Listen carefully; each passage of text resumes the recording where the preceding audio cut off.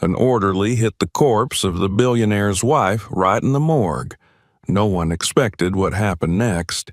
It shocked everyone who was around. Subscribe to the channel and comment where you're watching this video from. Naomi Moore had always known how it felt to be invisible in plain sight. Working at Halcyon Medical Center, a pristine, glass-walled facility nestled in one of the wealthiest enclaves of the city, meant she was surrounded by opulence, precision, and a quiet kind of cruelty masked as professionalism. Every corridor gleamed under white LED lights, the floors polished to a mirror-like sheen. A scent of antiseptic hung heavy in the air, sterilizing not just bacteria but emotion, warmth, and occasionally dignity. At 28, Naomi was the youngest in her department and the only black woman in the entire morgue staff. Officially, she was a certified patient care technician, assigned to assist with autopsy preparation, body handling, and sanitation. Unofficially, she was the one they called for when someone vomited in the hallway or when the smell in a cold chamber grew too strong for anyone else to stomach. She did her work quietly, efficiently, and without protest. Years of practice had taught her that dissent only drew more attention, unwelcome attention. She had learned early on that excellence was her only shield, and even then, it was often as thin as tissue. Most days passed in a routine blur. Bodies in, paperwork processed, bodies out. Naomi had grown used to death, not in a morbid or detached way, but with the clinical familiarity of someone who handled it daily. But even familiarity didn't erase the humanity in her. It was what made her different from the others. She still said quiet prayers when zipping up body bags. She still remembered faces, especially the young ones. She still looked for signs of peace or pain on lifeless expressions. And that morning, as she arrived just before dawn, coffee in one hand and her ID badge swinging from the other, she had no idea that everything would change. The day began with whispers. Quiet, clipped conversations between supervisors and administrators that stopped the moment Naomi entered a room. She noticed the tension, the stiffer posture of the guards near the loading dock, the unusual presence of executives walking briskly through restricted corridors. Then came the formal call to her department. A high-profile body was on its way, and Naomi was to assist in its intake. She heard the name before she saw the face. Clarissa Whitmore. Naomi froze for a moment. That name, Clarissa Whitmore, was everywhere. She was the wife of Gregory Whitmore, tech billionaire and real estate mogul, one of the richest men in the country. The couple were fixtures on society pages, regularly photographed at galas, premieres, and fundraising events. Naomi had seen Clarissa's face in glossy magazines, always radiant in designer gowns, always smiling with lips that never quite met her eyes. And now, she was dead. The body arrived under tight security. 2 black SUVs parked at the service entrance, and men in suits accompanied the transfer from the vehicle to the cold chamber. A clipboard with official documentation changed hands quickly. Naomi took the body with another assistant named Carl, who kept glancing nervously at the guards. The moment the body was secured, the men vanished, as if they hadn't been there at all. Naomi signed the intake log and rolled the stretcher into Chamber B. She expected to feel detached, just as she always did with high-profile cases, but the moment she pulled back the sheet and looked at the face of Clarissa Whitmore, something inside her shifted. Clarissa's skin was pale, but not the waxen gray Naomi had come to associate with the dead. There was a subtle flush beneath the cheeks, as if she had just come in from the cold. Her lips weren't dry or discolored. They looked freshly glossed, and her hair, blonde, glossy, styled into soft waves, lay almost too perfectly around her face. Naomi felt a ripple of unease. She had seen hundreds of bodies, rich, poor, young, old. She knew how death settled into flesh. This didn't feel right. She reached forward with gloved hands and pressed her fingers gently against the underside of the woman's arm. The skin was cooler than life, yes, but not icy. There was still elasticity. No sign of lividity or rigor mortis. She checked the ankles, the same. Slight tension, as if the muscles hadn't fully relaxed. "Carl," she said, keeping her voice low, "something's off." He didn't look up from the tray of instruments he was arranging. Off how? Naomi hesitated. Her skin, there's warmth. Her lips. She looks alive. Carl snorted. She's not. We've got certified documentation from 2 physicians. Death declared at 11:42 p.m. last night. Heart attack. But, Naomi, he interrupted, turning to face her with a hint of irritation, don't start. You think you're the first tech to get spooked by a high-profile body. It's nerves. Ignore it. Do your job. She swallowed her retort and nodded. Carl left soon after, saying he needed to prep for the 9 a.m. autopsy, and she could finish the cleaning and logging. The morgue fell silent except for the hum of refrigeration units and the distant echo of voices in another wing. Naomi stood alone beside the table, her heart pounding louder than before. She leaned in and studied Clarissa's face again. There was something too composed, too preserved, as if someone had tried to make her look dead rather than her actually being so. Her instincts screamed that something wasn't right. She checked the monitors in the chamber. No abnormalities. All paperwork was there.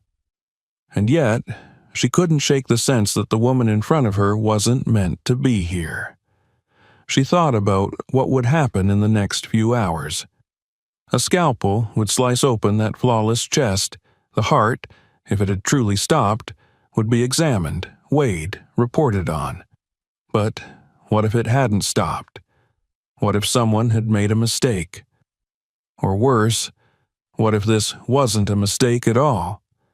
Naomi stared at Clarissa's face for a long time. Then she did something she couldn't explain, not even to herself. Slowly, hesitantly, she lifted her right hand and brought it down across the woman's cheek. The sound cracked through the chamber like a gunshot. For a heartbeat, nothing happened. Naomi stared in horror at the faint red mark blooming on Clarissa's face, already regretting the impulse. Then, just as she turned to grab a towel, Clarissa's eyelids fluttered. Naomi froze. The motion was subtle, barely a twitch, but unmistakable. Clarissa's fingers twitched, her chest rose. Then came a faint, wheezing gasp. "Oh my God," Naomi whispered. "She's alive." She rushed to the side of the table, fumbling for the emergency call button with trembling hands. Her mind spun. She needed help. Someone needed to see this. But in the back of her mind, a cruel voice whispered, "No one will believe you." The door burst open and Carl reappeared, panting. "What the hell was that noise?" He stopped mid-sentence as he saw Clarissa gasp again, this time louder, more desperate. Her eyes opened halfway, glazed with confusion and terror. "Jesus Christ," he muttered, backing away. Naomi moved quickly. "Get a doctor, now!" Carl stumbled out of the room, shouting down the hallway.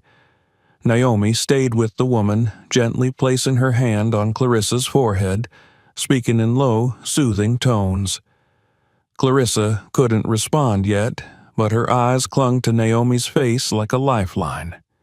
Within moments, chaos erupted. Doctors, nurses, and security flooded the chamber.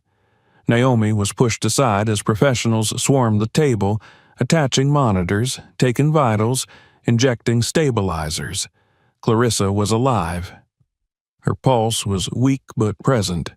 Her breathing was shallow but real. And then he arrived. Gregory Whitmore strode into the chamber like a storm in a tailored suit. His face was pale with fury, disbelief carved into every sharp angle. He took one look at his wife, then at Naomi, and something ugly settled in his expression. "Who did this?" he demanded. No one answered. His gaze locked on Naomi. "You?" he asked, voice low and sharp. "What did you do to her?" Naomi stood frozen, unable to speak. He stepped closer, his voice rising. "You struck my wife? You put your hands on her body? Are you out of your mind?" "She was alive," Naomi said quietly. "You assaulted her. This is disgusting, inexcusable. Who let someone like you near her?" The words landed like stones. "Someone like you." Naomi felt the room tilt. The others said nothing. No one spoke up for her. No one mentioned the red on Clarissa's cheeks, or the fact that Naomi's intuition had saved a life. As doctors wheeled Clarissa out toward intensive care, Naomi remained behind. Alone, cold, trembling. She didn't know yet that this moment, this impossible moment, would become the catalyst for everything that followed. The headlines, the investigation, the revelations. She didn't know that a single slap would unravel an empire built on lies. All she knew was that something was very, very wrong. And now she was in the middle of it. The cold fluorescent lights overhead buzzed faintly as Naomi stood outside the intensive care unit, her body taut with a tension that gripped every muscle. The chaos that had erupted just moments ago had settled into an eerie quiet. Behind the sealed glass doors, Clarissa Whitmore lay connected to machines that blinked and hissed, keeping her body stable, alive, breathing. That single fact should have been a triumph, yet all Naomi could feel was the weight of suspicion tightening around her neck like an invisible noose. She had not moved since Clarissa was wheeled away, her hands still faintly trembling. Her knuckles were stiff from where she'd instinctively gripped the edge of the autopsy table. A nurse brushed past her without making eye contact. Another staff member whispered something to a colleague down the hall, glancing sideways at Naomi before turning away sharply. No one congratulated her. No one asked how she knew. No one said thank you. She felt like a ghost in the building where she worked every day, suddenly more visible than ever, but not in the way she had hoped. Before, she had been invisible because they deemed her unworthy of notice. Now, she was the center of attention because they deemed her dangerous. The buzz of voices reached her ears again, and she turned slightly. A cluster of men stood a few feet away, gesturing in hushed tones. At the center of them was Gregory Whitmore. His presence was impossible to ignore, a man so used to commanding the room that even silence bent around him. His voice was low but sharp, every syllable edged in ice. "I want names," he snapped. "Who authorized this woman to be alone with my wife? Who signed off on the staff schedule? There's going to be a lawsuit, a public one. I'll tear this place apart." "She saved her," one voice dared to interject, tentative, almost drowned in the current of Whitmore's anger. "Saved her?" he repeated incredulously, his eyes narrowing. "Is that what you call this? My wife was assaulted in a morgue, slapped by a technician. On whose authority? Don't talk to me about saving. Talk to me about protocol. Where the hell was the oversight?" Naomi looked away before his gaze could find hers again. She didn't need to see the contempt on his face. She had felt it. Deep, raw, personal. The implication had been clear. Someone like her had no business laying a hand on someone like his wife. She turned and began walking down the hallway, her breath catching with each step. Her name had been taken for incident reports. She'd been asked to wait for a formal statement. but no one had told her where to go, what to do. She didn't want to go back to the break room where stairs awaited, so she headed toward the only place that had always felt, strangely, like a refuge, the morgue. The silence welcomed her like an old friend, cold, still, predictable. She stepped inside Chamber B, where it had all happened, and just stood. The room looked the same as before, nothing out of place, instruments aligned, floor clean. Yet everything had changed. The echo of her own voice from earlier that morning seemed to linger in the air. She could almost hear it again. "She's alive." Had she hesitated even a moment longer, Clarissa might now be lying on that same table, lifeless for real. The thought made her knees weak. She pulled up a stool and sat down, burying her face in her hands. She hadn't meant to hit the woman, not violently.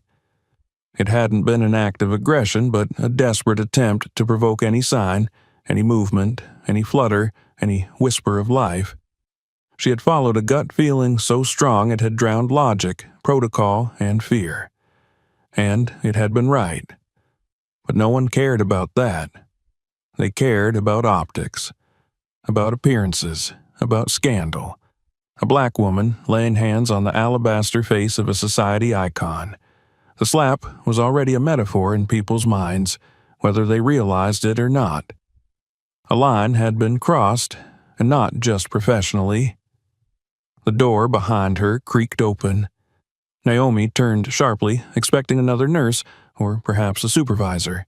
Instead, it was Carl, his face pale, his brow creased with uncertainty. "They're asking for you," he said flatly. "Who?" "Admin and, maybe, legal, I don't know. People in suits." She nodded slowly and stood up. Carl didn't meet her eyes. "Look, I didn't mean to throw you under the bus earlier. I didn't think—" "It's fine," Naomi said quietly. "It's not. It's just, people are scared. This isn't the kind of thing that's supposed to happen, especially not here." She looked at him, holding back everything she wanted to say. Instead, she just nodded again and walked past him. The administrative offices were on the second floor near the executive suite, a place Naomi rarely had reason to visit. As she walked through the polished halls, she was aware of how every step echoed louder than it should, as if her presence alone was causing vibrations. People looked up from their desks, paused mid-sentence. She kept her gaze forward. Inside the conference room, 4 people sat waiting. A woman from HR, a man she recognized from legal, the chief operating officer, and a security officer with a badge on his belt. "Miss Moore," the COO began, gesturing to a seat. "Please, sit." She did, folding her hands in her lap, spine straight. "We'd like to ask you some questions regarding the incident this morning," the HR woman said. "Just routine. Clarify the timeline, your actions, your motivations." Naomi recounted it all. Her observations, the signs that made her uneasy, the hesitation, the decision, the slap. "And what, precisely?" the legal officer asked, his pen tapping slowly against the table. "Did you hope to accomplish by striking the body?" "I didn't know what else to do," Naomi said. "I thought, if there was any chance she was alive, I had to provoke a reaction. It wasn't to harm, it was to wake her." "And you believed she might be alive, based on intuition?" he asked, raising an eyebrow. "Yes, intuition and experience." There was a pause. Then the COO leaned forward. "Miss Moore, you must understand how serious this is, from a legal standpoint, from a reputational one. The Whitmore family is not insignificant. Their lawyers are already involved.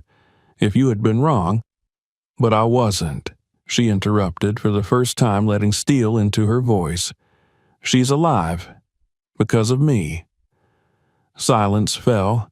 The security officer was the one who finally broke it. "She is," he said, almost reluctantly. Doctors confirmed shallow pulse, extreme hypothermia, barely perceptible vitals. But alive. Naomi's eyes stung with tears she refused to let fall. She would have been autopsied in less than an hour, she said, cut open, and no one would have questioned it, because everything looked right on paper. But something was wrong, and I saw it, because I was paying attention. The HR woman shifted uncomfortably. The legal officer made a note. Finally, the COO spoke again. We're placing you on temporary administrative leave. This is not a disciplinary action. We just need time to complete our investigation. Naomi rose slowly. Am I being blamed for saving her life? You're being protected, the COO said, his voice measured. From the media, from the family, from litigation. Naomi gave a short laugh. That's not what this is, but I understand. She left the room without waiting for dismissal. By the time she reached the elevator, her phone buzzed. A message from a junior nurse she barely knew. You were amazing. I saw it. I believe you. It was a small thing, but it kept her standing. That night, Naomi sat in her modest apartment, staring out the window at the city skyline. Her world had shifted in a matter of hours. She had followed an instinct that defied logic, and it had saved a life. Yet all around her, people were scrambling to erase the narrative, to rewrite the truth in softer terms. She didn't know what would happen next, but she knew one thing with certainty. She had done the right thing, even if no one wanted to admit it yet. The morning light filtered through the blinds in Naomi's apartment, casting thin lines of gold across her small living room. She hadn't slept. Every time she closed her eyes, she heard the slap again, the sound echoing in her skull like the chime of a bell that never stopped ringing. She heard the gasp, saw Clarissa's eyelids fluttering open, felt the disbelief and panic swell in the room as life surged back into a body deemed dead. But what haunted her more than the events themselves was the aftermath. The silence, the isolation, the way the truth of what she had done, what she had saved, was being carefully buried beneath the weight of bureaucracy, status, and fear. She had been placed on administrative leave, yes, but everyone knew what that really meant. They were buying time, controlling the story, hoping it would blow over before it got out of hand. Naomi stared at her phone. It buzzed occasionally, mostly with updates from Carl or a nurse or two who had dared to reach out quietly, offering vague reassurances and careful words of encouragement. But the weight of it all sat heavy on her chest. She turned on the television out of instinct. Morning news shows played in succession. Traffic, weather, local politics. Then, just before she turned it off, she heard the name. Clarissa Whitmore. The screen shifted to a news anchor with an expertly neutral expression. Sources close to the Whitmore family confirmed late last night that Clarissa Whitmore, previously reported deceased from cardiac arrest, is currently recovering in an undisclosed medical facility after what officials are calling a misidentified medical condition. Naomi sat forward, her heart pounding. The circumstances surrounding Mrs. Whitmore's recovery remain unclear, though hospital administration has confirmed that an internal investigation is underway to determine how such a critical error occurred. Neither Mr. Whitmore nor the family's representatives have commented publicly. No mention of the morgue, no mention of the autopsy table, no mention of Naomi. Of course not. At Halcyon Medical, the wheels of control were already turning. Across town, inside one of the hospital's secured conference rooms, An emergency meeting convened under the pretense of routine policy review. In truth, it was crisis containment. The legal department, public relations team, and several senior administrators were gathered around a long, glossy table. At the head sat Martin Ellison, the hospital's chief legal counsel. His expression was stone. "This is bigger than we thought," he said, scrolling through an article on his tablet. The Whitmores were supposed to keep this quiet. That was the agreement. But now it's leaking. "They're being careful," said Olivia Marks, the PR director. "No mention of Naomi, no mention of the morgue. They're trying to spin it as a rare medical anomaly." Ellison looked over his glasses. "That's the problem. If people start digging, it'll become very clear where the anomaly occurred, and who caused it." "Caused it?" asked a younger administrator. "She saved that woman's life." Ellison's stare was cold. "You and I both know that doesn't matter. The optics are what matter. A black technician striking a white billionaire's wife in the morgue? That's not a headline we can afford." "So, what do?" Olivia asked. "We control the narrative. We keep Naomi on leave. We conduct a review. Slow, methodical, buried in paperwork. We keep the family placated, and we prepare a fall guy if this breaks wider. And if Naomi speaks, we discredit, gently. Implied negligence, emotional instability, we have options." No one in the room objected. Silence was the cost of keeping jobs. Back in her apartment, Naomi stared at her hands. They felt both powerful and dangerous. She hadn't meant to cause such ripples, but something inside her refused to regret it. That slap, born of desperation and instinct, had changed everything. The problem was that it had changed nothing for her. She was still the suspect, still the threat, still the outsider in the story of her own triumph. Her thoughts were interrupted by a knock at the door. She hesitated, approached, and opened it cautiously. A tall man in a gray overcoat stood on the other side, holding up a badge. "Detective Roman Voloshin," he said, his tone clipped but not unfriendly. "May I come in?" Naomi stepped aside. He entered, surveying the small space with a glance that took in everything without lingering. He remained standing. "I won't take much of your time," he said. "Just a few questions." Naomi nodded, feeling her throat tighten. "You were the first to notice something unusual about the condition of Mrs. Whitmore's body.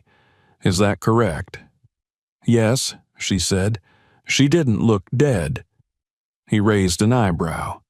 "That's a bold assessment. What gave you that impression?" Naomi hesitated. Her skin wasn't cold. There was color in her lips. Her body didn't feel gone. I just felt like she was still there. I can't explain it better than that." He didn't write anything down. "And that's when you decided to strike her?" "It wasn't an attack," she said quickly. "It was a test. I needed a reaction." "And you got one." Naomi nodded. Voloshin studied her a moment longer, then moved to the window. "Did you know who she was?" "Of course." "You understood the risk?" "Yes." "And you still did it." She met his eyes. "Because if I hadn't, she'd be dead right now, and everyone would be pretending otherwise." He gave a small nod, not of agreement, but of acknowledgement. Then he pulled a folder from his coat and handed it to her. "Officially, this conversation didn't happen. Unofficially, you should know that I believe you did the right thing." Naomi opened the folder and stared at the contents. Medical reports, logs, a preliminary analysis showing signs consistent with induced metabolic suppression, a coma-like state. "She wasn't dead," Voloshin said, "at least not in the clinical sense. Someone went to great lengths to make it look like she was. That doesn't happen by accident." "Why are you showing me this?" because you're not the only one they're trying to silence, and you might be the only one who saw what they were doing before it was too late." He left without another word. Naomi sat down, folder in her lap, heart thudding. Something deeper was at play. This wasn't just a medical error, it was a scheme, and she had tripped over it by daring to see what others ignored. Across the city, the Whitmore estate buzzed with contained panic. Clarissa, now awake and under guard in a secure wing of a private facility, had begun to speak. Her voice was weak, her memory fragmented, but one thing was clear. She remembered being awake, aware, helpless. She remembered the chill of the morgue, the cold table, the buzz of fluorescent lights, and then the slap, the voice. "She saved me," she whispered to her nurse. "I need to speak to the woman who saved me." But Gregory had other plans.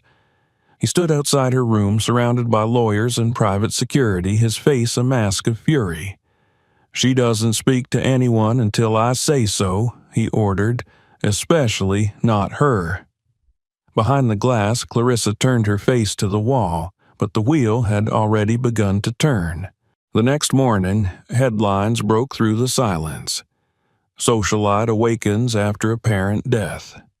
"Whitmore wife in medical miracle." Questions were raised. Anonymous sources hinted at inconsistencies. A whistleblower leaked internal emails from the hospital, and the name Naomi Moore began to circulate. Not as a villain, but as a hero. Small at first, a whisper, a tweet, a post, then louder, and with it, the truth began to rise. Not everyone wanted it, but it was coming. Clarissa Whitmore lay beneath crisp white linens, the private hospital suite silent except for the gentle beeping of monitors and the soft hum of the climate control system. The world outside buzzed with intrigue and speculation, but within these walls she felt suspended in a liminal space between two versions of herself, one buried by the official narrative and another slowly crawling back to life. Each breath she took seemed heavier than the last, not because of pain or illness, but because of the weight of memory returning in fragments. She had woken up a ghost in her own body, trapped in the sterile cocoon of a hospital bed, while her husband paced the hallway like a warden guarding a secret. They told her she was lucky, that it was a miracle, that some freak medical anomaly had saved her from the brink. But Clarissa knew better. She remembered the darkness, the cold, the deliberate stillness forced on her body by chemical precision. And most of all, she remembered the moment when the numbness cracked, the sharp sting of a hand across her face and the soft, trembling voice that followed. She had not been ready to return, but that voice had pulled her back. "Naomi," she whispered again, barely audible. The nurse beside her looked up. "Mrs. Whitmore?" Clarissa opened her eyes, her throat dry. "Naomi Moore, the woman who found me." The nurse hesitated, eyes darting to the door. "Your husband has instructed us not to—" "I don't care what he instructed," Clarissa interrupted, the edge in her voice more pronounced than she'd expected. "Get me the detective, Voloshin. I want to talk." An hour later, Roman Voloshin entered the room with a quiet knock. His expression was neutral, professional, but his eyes were attentive. Clarissa studied him, noting the way he moved, the quiet confidence in his manner. This was someone who paid attention, not just to words, but to the spaces between them. "Mrs. Whitmore," he said, pulling a chair to her bedside, "you asked to see me." Clarissa nodded, her throat still raw. She reached for the glass of water on the tray and sipped slowly, her hand shaking. Voloshin waited patiently, not rushing her. "I'm not here because of a miracle," she began. "I'm here because I plan to disappear." He didn't blink. "Go on." Clarissa took another breath, steadying herself against the tide of emotion threatening to rise. My marriage wasn't what it looked like. It never was. Gregory controls everything. My phone, my money, even my food. I wasn't a wife. I was an ornament. Something to polish and display. I tried to leave once, years ago, but he made it impossible. The threats, the lawyers, the surveillance, he reminded me in every way that I belonged to him. Voloshin didn't take notes. He simply listened. Then I met someone.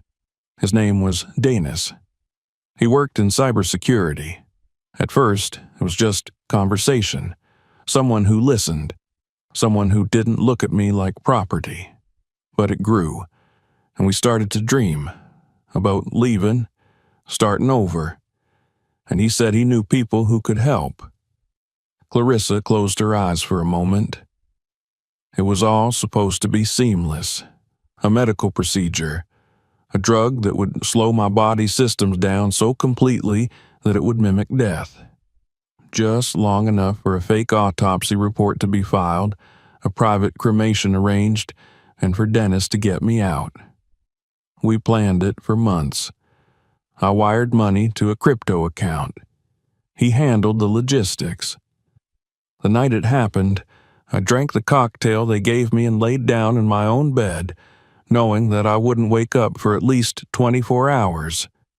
But something went wrong. Her hands gripped the sheets. I woke up in a freezer, a morgue, alone, trapped inside my own body, unable to move, to speak, and I realized Danis never came. Voloshin finally leaned back, his brow slightly furrowed. "You're saying this was a planned disappearance," he said slowly, "with forged documentation, falsified death certificates, and an escape route, all orchestrated with the help of a civilian accomplice." "Yes," she said, her voice tight, "but Dennis never intended to save me. I think he sold me out, or panicked, or worse, he wanted me dead." Voloshin didn't respond immediately. He stood and walked to the window, watching the shadows of clouds roll across the skyline. We suspected the condition was chemically induced. Our preliminary toxicology reports showed a synthetic neuroinhibitor, similar to those used in extreme sedation cases. He turned to her. "But we had no idea it was voluntary." "It was," she said, "at first, but I didn't plan on being abandoned." Voloshin nodded once. "Why tell me this now?" "Because the woman who saved me is being treated like a criminal," Clarissa said, "and because I don't trust my husband not to twist this into something else. He'll protect his name above all else. I want the truth out. I want Naomi cleared. And I want Dennis found." The detective's expression softened. "You may have just changed the entire course of this investigation." As Voloshin left the room, he placed a call to his partner. They had work to do. Meanwhile, Naomi sat alone in her apartment, clutching the folder Voloshin had given her. She had read it over and over again, the proof that something deeper was at play, that Clarissa had been chemically sedated, that the entire hospital had missed it, or worse, ignored it. She was startled by a knock at her door. This time it was not a detective. It was Clarissa's lawyer.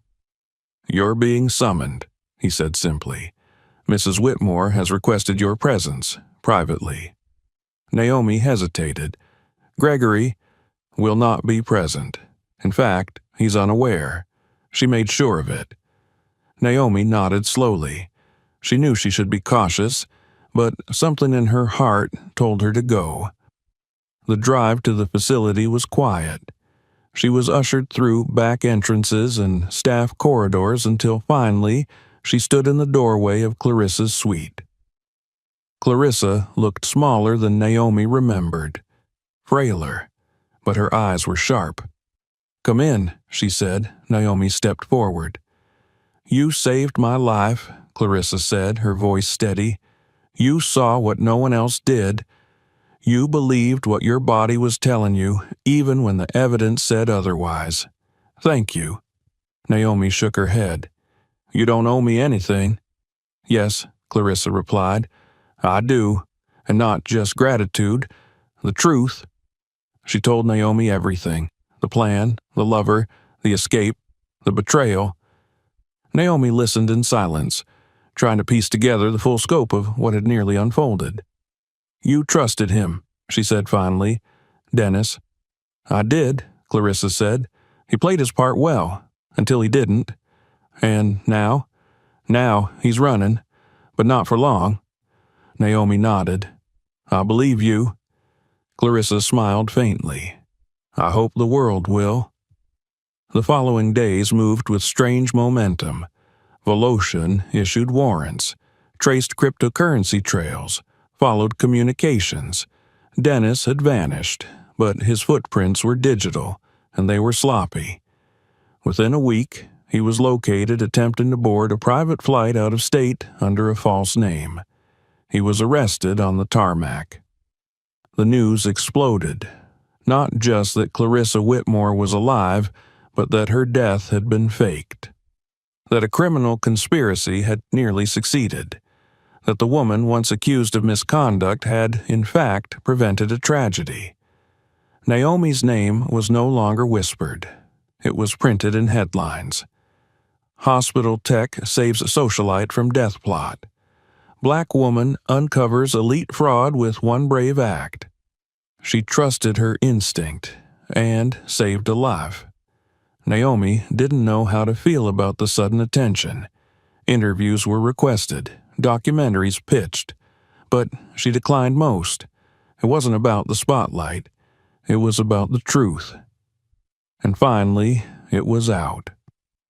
The press conference had been called on short notice, hastily organized under the polished marble dome of a hotel conference hall downtown, a space that normally hosted exclusive fundraising galas and luxury product launches. This time, however, the cameras were turned on Gregory Whitmore. Flanked by his attorneys, dressed immaculately in a navy suit that looked stitched onto his chiseled frame, he stood behind the podium with his trademark cold composure. There were no photographers shouting his name, no red carpet beneath his feet. The only lights flashing were those of the media, hungry for clarity, for drama, for a headline.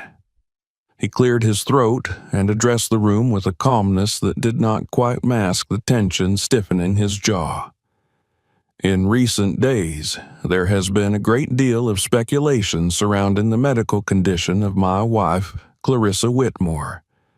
Many of these reports are exaggerated, inaccurate, and, frankly, irresponsible. We ask for privacy as our family continues to process a difficult and unexpected situation." He paused as murmurs rippled across the crowd. "There are rumors of deception, of criminal conspiracies, of internal hospital failings. Let me be absolutely clear. Any suggestion that I, or any member of my family, was involved in wrongdoing is categorically false. We are the victims of a deeply disturbing manipulation by individuals who took advantage of my wife's fragile state and our family's grief." He offered no names, no context, no mention of Clarissa's confession, only an artfully constructed narrative in which he remained the wounded husband, betrayed and bewildered. But outside the walls of the hall, the world was no longer so easy to control. Clarissa's decision to speak publicly through her attorney had ignited a fire that even Gregory's wealth and influence could not suppress. Her statement had been released just a day prior, read aloud to reporters with quiet, devastating precision. "I, Clarissa Whitmore, willingly entered a medically induced state designed to simulate death in order to escape an abusive marriage and a life in which I no longer felt safe or free. My husband, Gregory Whitmore, maintained absolute control over every aspect of my existence, including my finances, my relationships, and my autonomy. The plan was mine, but abandonment was not. I survived not because of careful design, but because of the courage of a woman who refused to ignore what others accepted. Naomi Moore saved my life."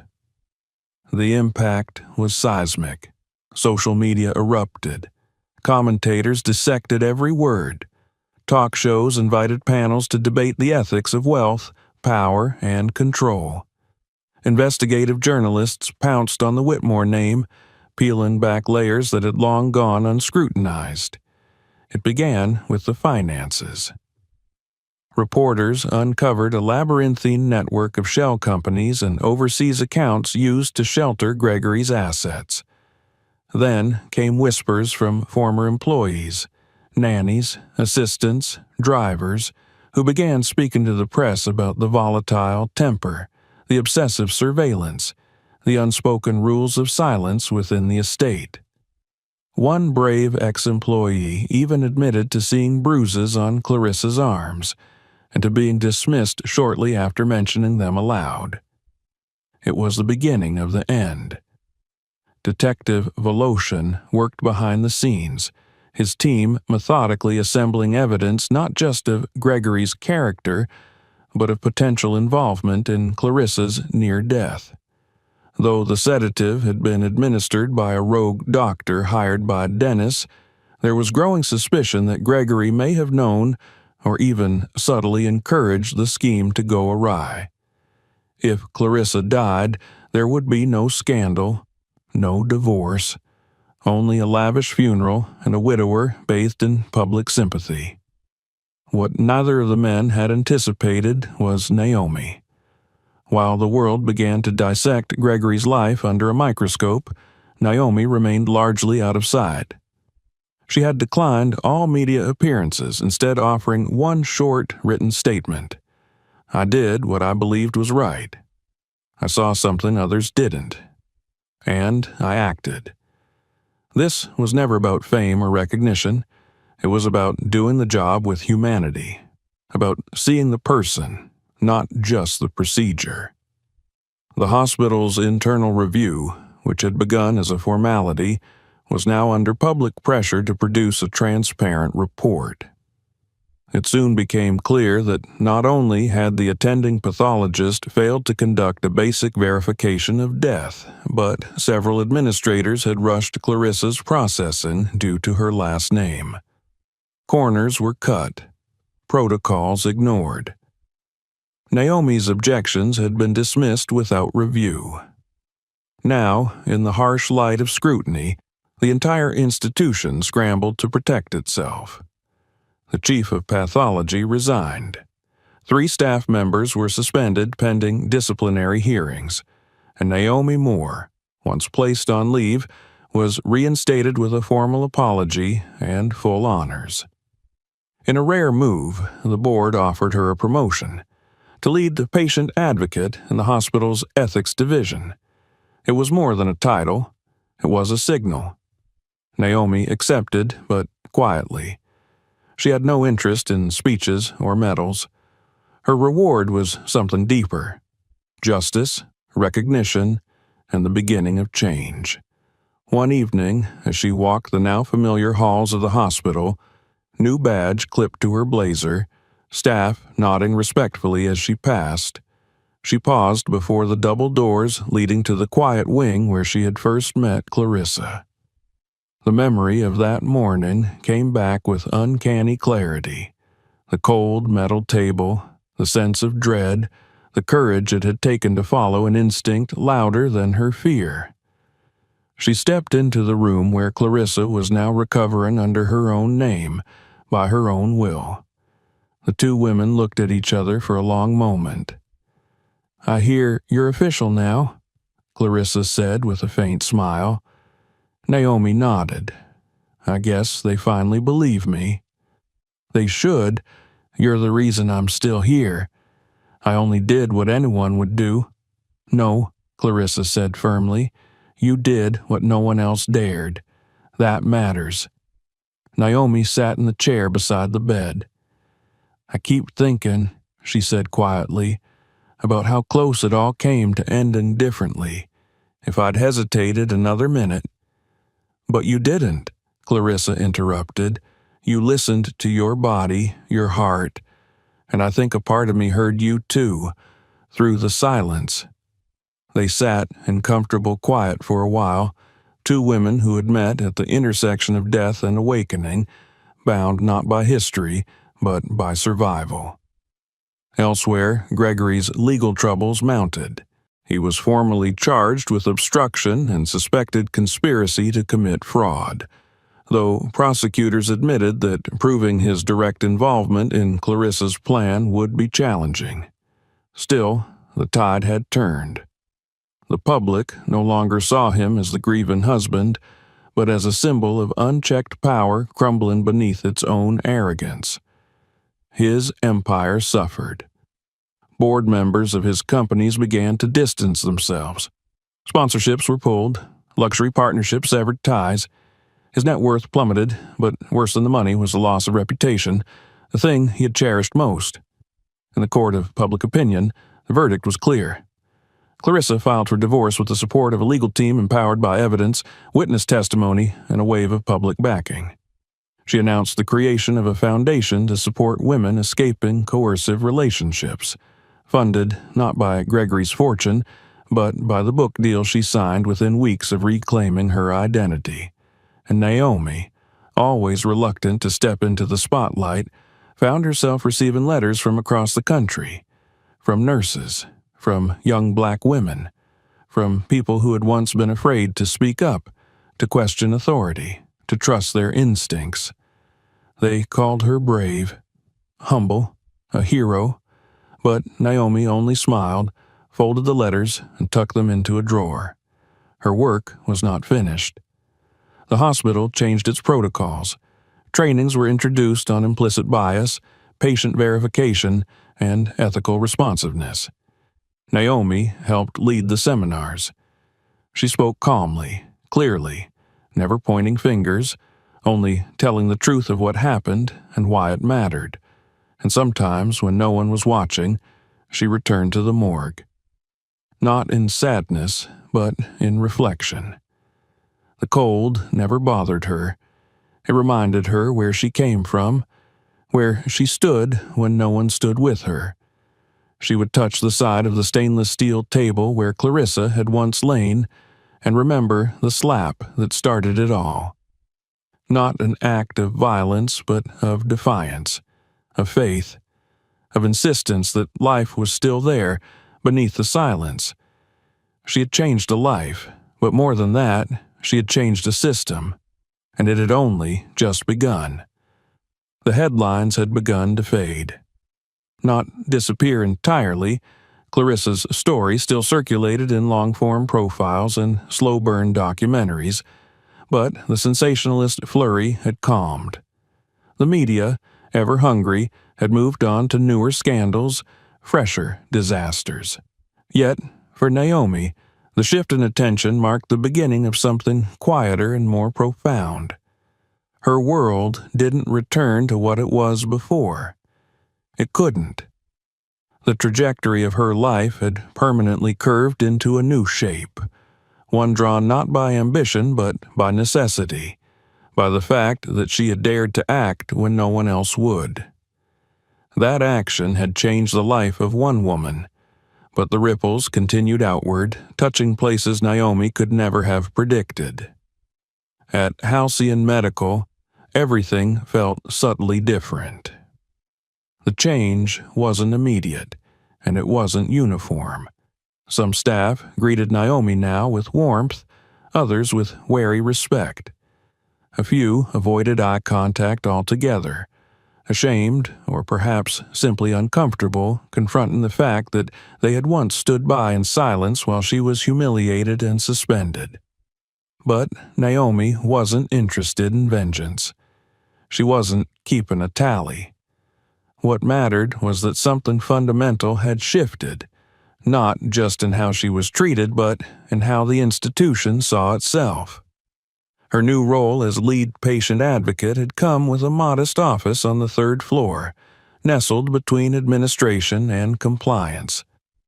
The view from her window overlooked the eastern courtyard where staff took their breaks, and each morning, she watched familiar faces sip coffee beneath budding trees. It was spring now. Fitting. Everything felt like a cautious emergence from winter. The role itself suited her in ways she hadn't anticipated. Naomi had always paid attention. She'd always listened. To patients, to nurses, to what went unsaid in the rooms others passed through too quickly. Now she was being asked to formalize that instinct, to help shape policy, and mediate between staff and patients when something went wrong. And things did go wrong. Every week, someone called her office with a complaint, a concern, a cry for help. She handled each with patience and focus, never forgetting the cold indifference she once encountered. She initiated monthly ethics seminars, mandatory for all staff, where they reviewed cases of medical misjudgment and implicit bias. They began small, 10 attendees in a conference room, but they grew. Soon, entire departments were attending voluntarily, asking questions, confronting uncomfortable truths about how quickly even good people could look past a voice that didn't sound like theirs. The hospital administration, sensitive to public image after the Whitmore incident, supported her efforts. But Naomi didn't care for optics. She cared for action. The real kind, the kind that wasn't captured in press releases. When a young black mother in the maternity ward reported being ignored during labor, Naomi visited the floor herself. When an elderly immigrant man filed a complaint that no one would explain his discharge papers in his language, Naomi ensured translation services were expanded. These weren't grand gestures, but they mattered. To the people involved, they meant everything. She remained in quiet contact with Clarissa, though their meetings became less frequent. Clarissa, now officially divorced, had moved into a modest brownstone across town and spent most of her time coordinating her new foundation. She had begun speaking at domestic violence shelters under a pseudonym, not as the former wife of Gregory Whitmore, but simply as a woman who had once felt trapped and found a way out. Naomi had been invited to serve on the foundation's board. She declined the title, but continued offering her insights when asked. Sometimes Naomi wondered what her life would look like now had she not followed that instinct. If she had done what was expected, filed the paperwork, prepared the tools, turned away from the strange warmth in Clarissa's skin. The thought chilled her more than any cold room ever had. She could still see that moment, the raised hand, the strike, the impossible flutter of eyelids. It played in her mind not as a trauma, but as a threshold. She had crossed it, and there was no going back.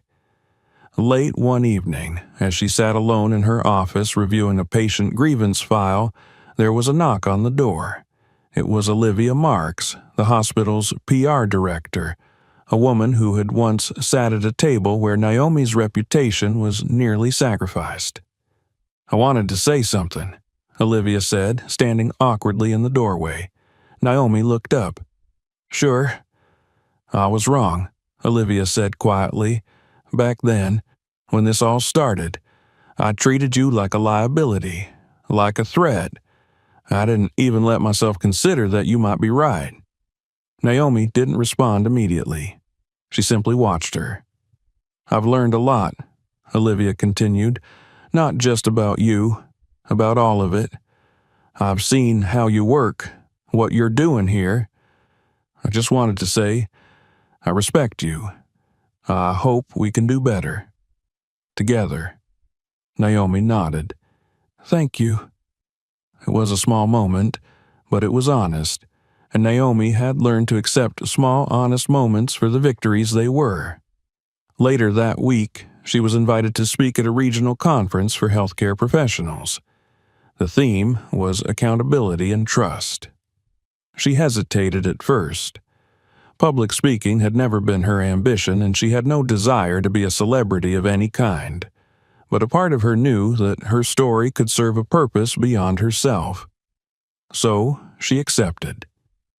The auditorium was full, not with reporters or cameras, but with nurses, technicians, administrators, people like her. People who understood what it meant to be overlooked, or afraid to speak, or punished for noticing something others wanted ignored. She took the stage in a simple navy blazer and white blouse. No teleprompter, no speechwriter. "I wasn't supposed to be the one who saw it," she began. "That's what they told me, in 100 different ways. Not directly, not even cruelly, just constantly. I was just a tech, just a name on a schedule. And when I felt something was wrong, they told me to move on, to be quiet, to trust the process. But I didn't.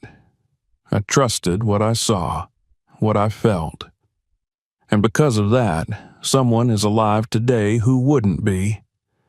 Don't let anyone convince you that your voice doesn't matter, that your instincts are wrong just because they don't come with a title. Sometimes the person everyone ignores is the one who sees the truth first." She stepped off the stage to quiet applause, deep, respectful, sincere.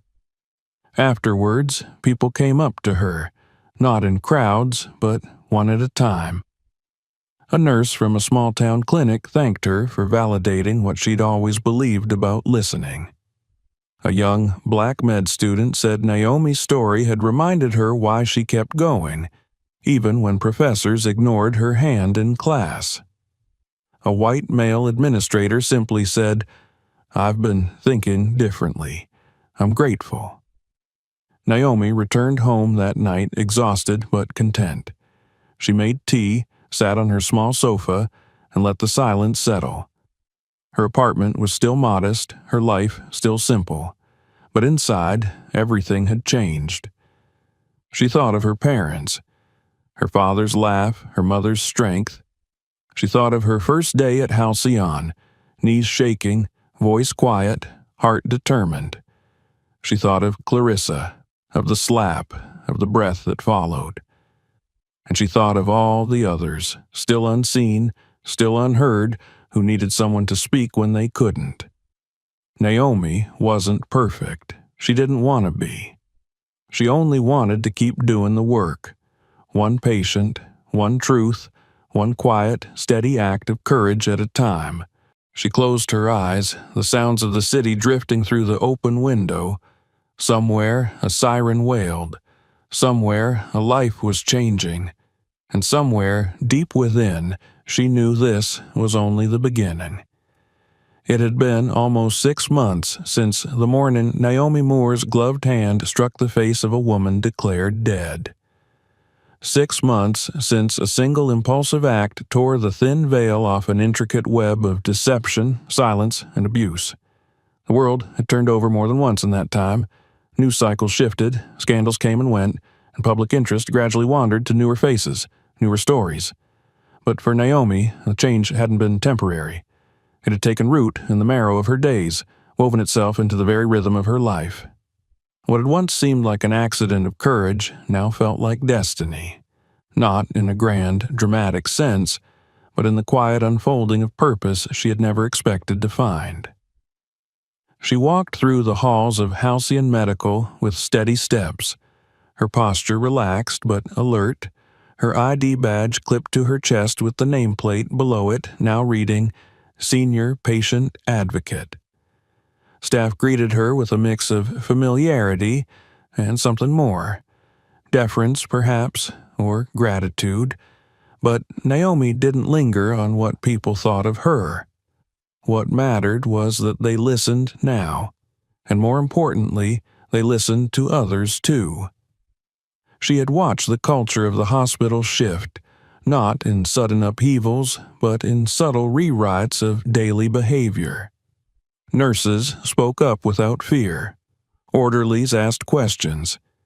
Even physicians, some of whom once saw her as little more than a moving body in a uniform, consulted her on decisions involving patient communication. It was late spring now. The air in the courtyard behind the hospital carried the scent of blooming magnolias. and the sky had taken on that soft blue particular to the season when winter's residue was finally gone for good. Naomi stood outside for a moment between meetings, letting the sun touch her skin. It felt earned, this warmth. Not a gift, but a consequence. A group of interns walked past her, chattering about rounds and assignments. One of them, a young woman with braids and a clipboard too large for her hands, gave Naomi a smile that was hesitant and admiring all at once. Naomi nodded back, remembering all too well what it meant to be new, to be unsure, to question whether you belonged in places built by people who never looked like you. That girl didn't know the full story. She might never know. But she knew enough to recognize a woman who had spoken when silence was expected. Inside, the day continued. A meeting with the new ethics officer. A debrief with a family whose daughter had suffered a misdiagnosis, now corrected thanks to a nurse who spoke up early. Naomi facilitated the conversation, not as a mediator, but as a translator of trust, guiding both sides toward understanding. It wasn't always easy. The work could be tense, emotionally raw, but it felt necessary, and it no longer felt lonely. The office she had once hesitated to decorate now bore signs of permanence. A small framed photo of her parents stood beside a vase of dried lavender. A hand-drawn thank you card from a pediatric patient was pinned to the corkboard, its crayon colors bright and unapologetically messy.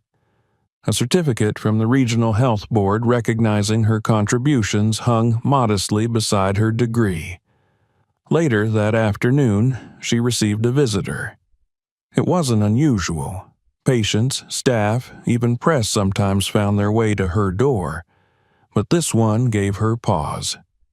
Clarissa. She hadn't seen her in weeks, though they still exchanged messages now and then. Clarissa entered the office quietly, her posture lighter than it had been in their last meeting. She wore jeans and a soft cotton blouse, her hair in loose waves, her face free of makeup. "I was in the area," she said with a gentle smile, "and I realized I hadn't said thank you in person, not properly." Naomi gestured to the chair across from her. "You've said it more than once. Not like this." Clarissa sat down, folding her hands in her lap. She looked different. Not just physically, though the transformation from high society perfection to grounded womanhood was striking, but in the way she carried herself. There was no longer the brittle elegance of a woman on display, only presence. "I've filed the final paperwork for the foundation," she said. "We launch next month. We've already got our first grants out the door." Naomi smiled. "That's fast." "I had time to think, to plan, while recovering, while hiding, while facing what I ran from. It helped to have a vision, something bigger than me." Naomi nodded. She understood that. "We're calling it the Evelyn House," Clarissa continued, "after my grandmother. She was the only one who ever told me I had worth apart from what I could give someone else. It's a good name. We're setting up transitional housing, legal services, mental health support, everything I needed and didn't have. We'll be in 3 cities by the end of the year." Naomi felt a quiet swell of pride. "You're not just surviving anymore?" "No," Clarissa said. "I'm living, and it started with that moment. That room. You brought me back." Naomi looked down, her fingers brushing the edge of her desk. "I didn't know it would work. I just knew I couldn't not try." Clarissa's eyes glistened. "That's the part I keep thinking about. How much the world depends on people doing the right thing even when they don't know the outcome." They sat for a while without speaking, the silence full, not awkward. Finally, Clarissa stood. "I'll leave you to your work. But if you ever want to come by one of the houses, meet the women, Maybe help train our staff. There's a place for you." Naomi nodded. "Thank you. I just might." After Clarissa left, Naomi stood at the window for a long time, watching the way the sun filtered through the branches below. The past months had changed more than just her career. They had recalibrated her sense of place, of power, of worth. She no longer doubted herself in the same way. The fear hadn't vanished. It still lurked in small corners, but it no longer ruled her. That evening, she walked home instead of taking the bus. The city was loud, alive, and indifferent in its usual way, but Naomi moved through it with a calm anchored deep inside. She stopped at a street vendor and bought a bag of roasted peanuts, something her father used to do on Fridays after work. The taste was nostalgic and grounding. When she reached her apartment building, she took the stairs instead of the elevator. Halfway up, she paused, looking out through the narrow window overlooking the block. Kids played on the sidewalk below. A teenager helped an elderly man with his groceries.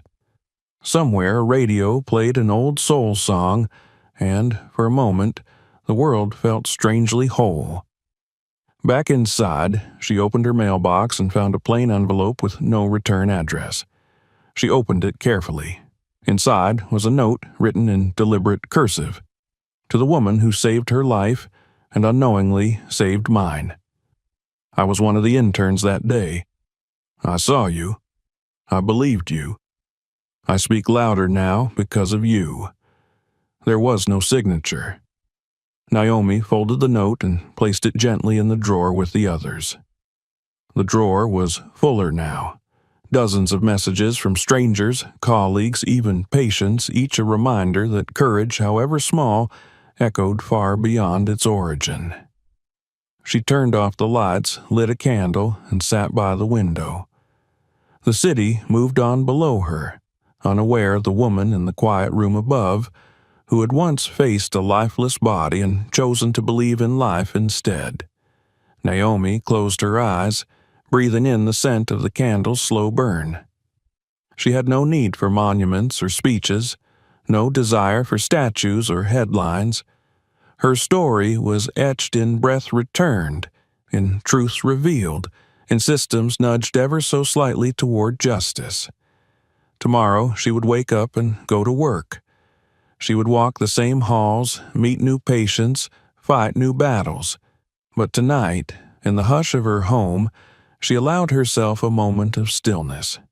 Not grief, not memory, just stillness and gratitude. Because she had found something she never expected, a new life, her own. If this story moved you, don't forget to subscribe for more. Watch our next videos to uncover more real-life twists. And if you think someone needs to hear this, share it.